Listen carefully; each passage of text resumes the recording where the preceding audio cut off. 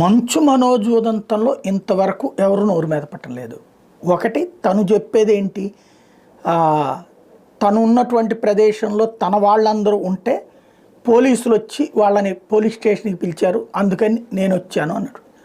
మంచు మనోజ్ని ఏదైతే తన ఇంటి దగ్గర ఉండటం ఇష్టం లేక మనోహర్ బాబు కంప్లైంట్ చేస్తే తీసుకొచ్చారన్నటువంటి మరొకటి. బట్ పోలీసులు అయితే తీసుకొచ్చామని ధృవీకరించలేదు.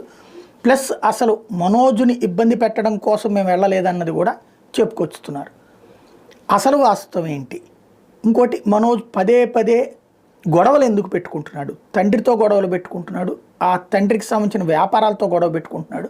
ఓ 10 మంది మనుషులు వేసుకుని వాళ్ళే అభిమానులు, వాళ్ళే ఉద్యోగులు, లేకపోతే వాళ్ళే నా ఆత్మీయులు అని చెప్పుకుంటున్నాడు. అది దందా అవుతుంది కానీ వాస్తవం అది. ఆస్తిపరంగా తేల్చుకోవాలంటే నాన్నని అడిగి ఇస్తే తీసుకోవాలి, ఇవ్వకపోతే అడిగేటటువంటి హక్కు లేదు. ఏ న్యాయస్థానం ద్వారానో పోవాలి.